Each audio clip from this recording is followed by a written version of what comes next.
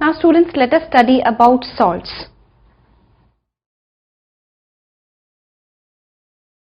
Students, we have already studied about acids and bases, and now we will study about salts. What are salts? Salts are the ionic compounds which consist of two parts.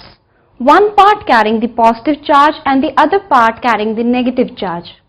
Students, the positive part comes from the base, whereas the negative part comes from the acid. So let us know what are salts. So salts are the ionic compounds. Salts are the ionic compounds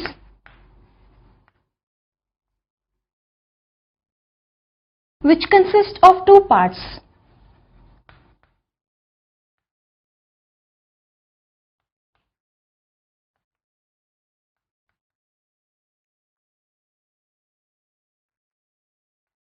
One part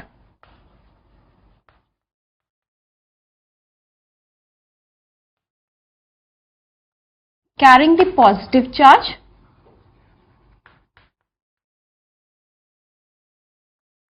and the other carrying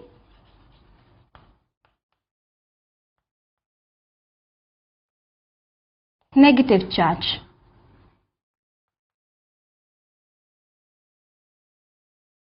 So students, salts are the ionic compounds which consist of two parts. One part carrying the positive charge, whereas the second carrying the negative charge. Now students, the positive part of the salt comes from the base, whereas the negative part comes from the acid. So the positive part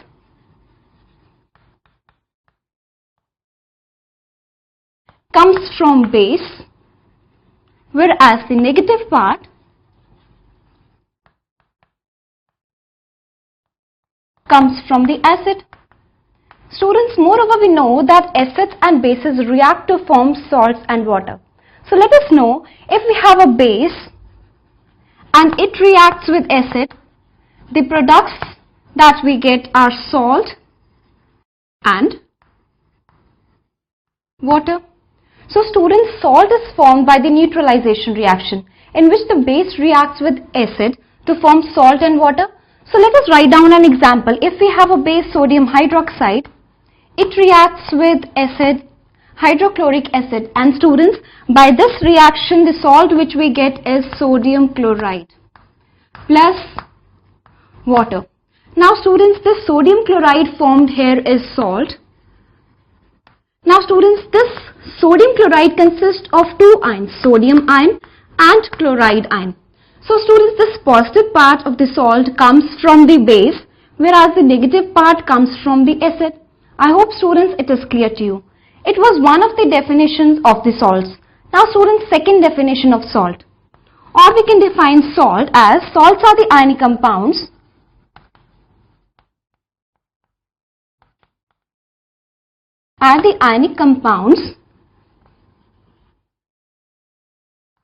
formed by the partial or complete replacement of the ionizable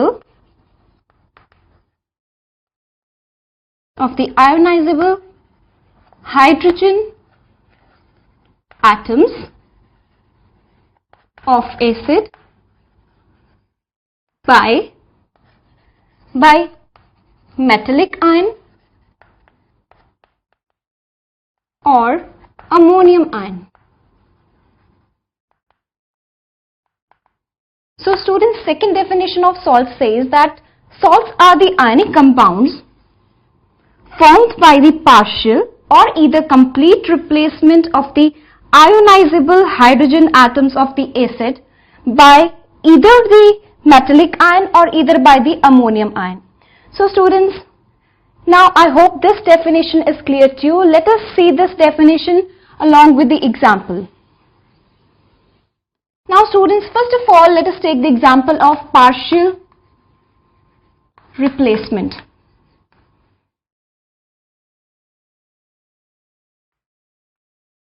Suppose students, we have a base which is sodium hydroxide. It reacts with acid, sulfuric acid, H2SO4.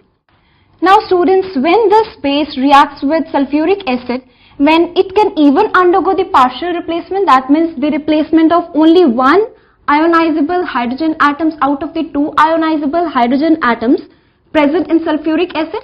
So only when one hydrogen atom is replaced, then the salt which is formed is sodium hydrogen sulfate along with water. So students, as you can clearly see here, this is the salt formed, and it is formed by the partial replacement of one hydrogen atoms from the acid. And students, the name of this salt is sodium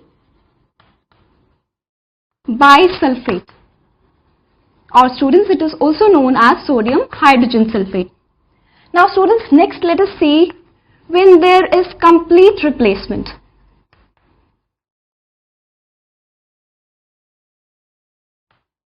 So students, let us take the same example. We have a base, sodium hydroxide, when it reacts with sulfuric acid, and even it can undergo the complete replacement of two ionizable hydrogen atoms from the sulfuric acid, and now the products which we get are the salt, which is Na2SO4, which is sodium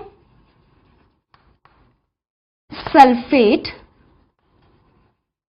along with the formation of water. So I hope students, these examples are clear to you. First example deals with the partial replacement. So in the partial replacement we get a salt which is named as sodium bisulfate, and in this complete replacement the salt which we get is sodium sulfate. And students, on balancing the equation we need to add 2 coefficient before sodium hydroxide. So students, this was the second definition of salts. Now let us know what is the third definition of salts. So third definition of salts says salts are the ionic compounds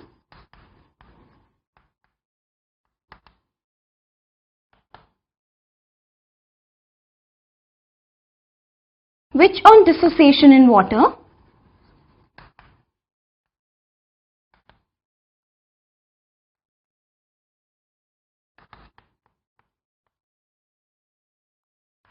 forms positive ion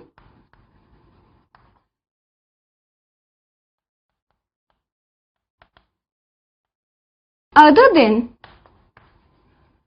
hydrogen ion, that means H positive ion, and negative ion other than hydroxyl ion, that means OH negative ion. So students, the third definition of salts says that salts are the ionic compounds which on dissociation in water produce positive ions other than hydrogen ions and negative ions other than hydroxyl ions. Let us see an example. We have salt sodium sulfate whose formula is Na2SO4. Now students, this salt in the presence of water dissociate into ions which are not hydrogen ions and not even hydroxyl ions. So students, upon the dissociation of the salt sodium sulfate in water, we get the ions which are sodium ion and sulfate ion, and students, 2 sodium ions are formed on dissociation of sodium sulfate. So students, I hope these definitions of salts are clear to you. Next we will know about the nomenclature of salts.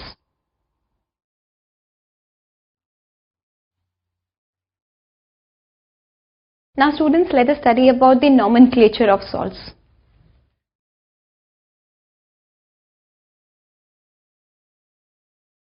How to name these salts? So let us study about the nomenclature of salts.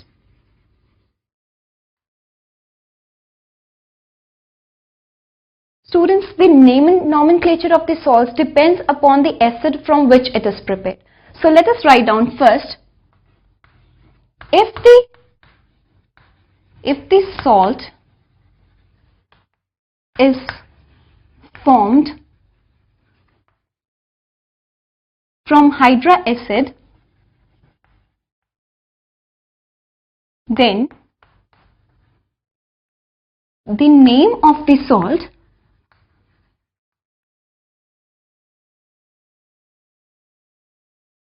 ends with "-ide". So students, if we have a salt which is formed from the hydra acid, so students, then the name of the salt ends with "-ide". Let us see an example, students. We have the salt potassium chloride. Potassium chloride is formed if we have potassium hydroxide. It reacts with hydrochloric acid to give you KCl plus water.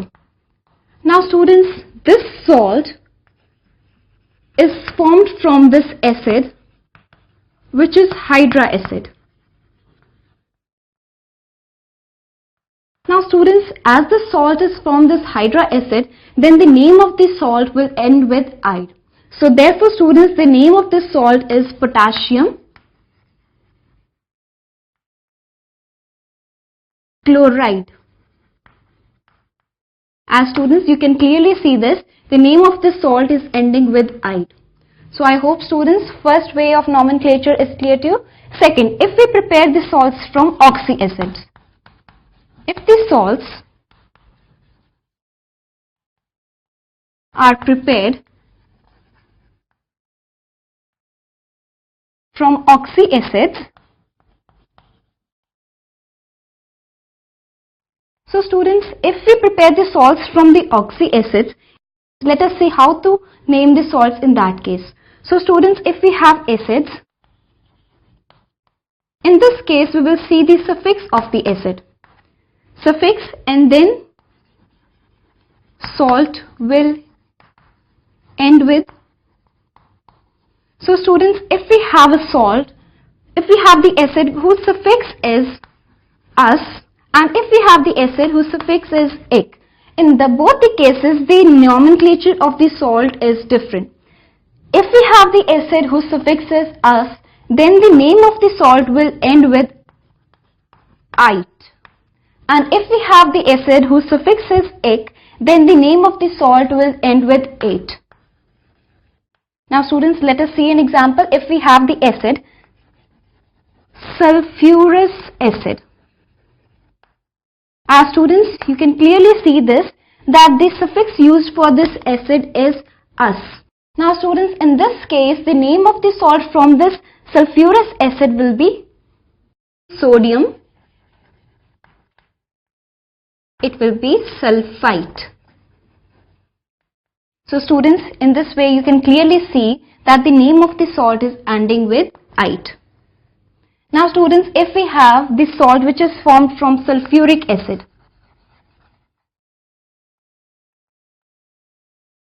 as students you can see here, the suffix used is "-ic", and in this case the name of the salt will end with "-ate", and the salt which is formed from the sulfuric acid could be sodium sulfate, and it is ending with "-ate". So I hope students it is clear to you how to name the salts, and next students we will study about the family of salts.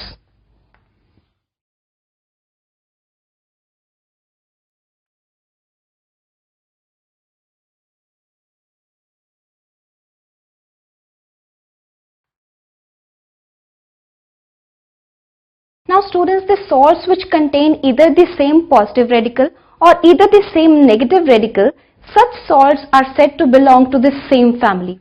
So students, the salts which contain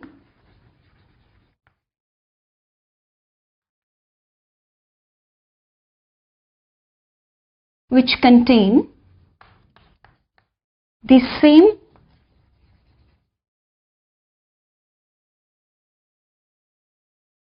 positive radical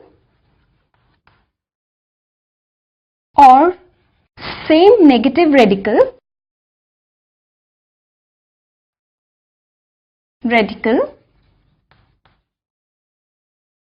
are said to belong to same family. So students, the salts which contain either the same positive radical or either the same negative radical are said to belong to the same family. Now students, let us see the examples. We have sodium family. Now students, in these salts, the positive radical will be sodium. Now what are the examples of sodium family? The examples of sodium family include sodium chloride, sodium sulfate, sodium nitrate, and so on. Next, let us see the example of chloride family. These salts are said to belong to chloride family when the negative radical in them is chloride. Now students, the examples of the chloride family are sodium chloride, potassium chloride, etc. Now students, next, third example is sulfate family. The salts are said to belong to the sulfate family when the negative radical in them is sulfate. Let us see the examples. We have sodium sulfate, we have magnesium sulfate, we have calcium sulfate, etc. So students, I hope it is clear to you what is the family of the salt. So students, with this we end our lecture. In this lecture we studied about the pH scale and started with the study of salts. Students, in the next lecture we will continue with the study of salts. I hope this lecture is clear to you. Thank you.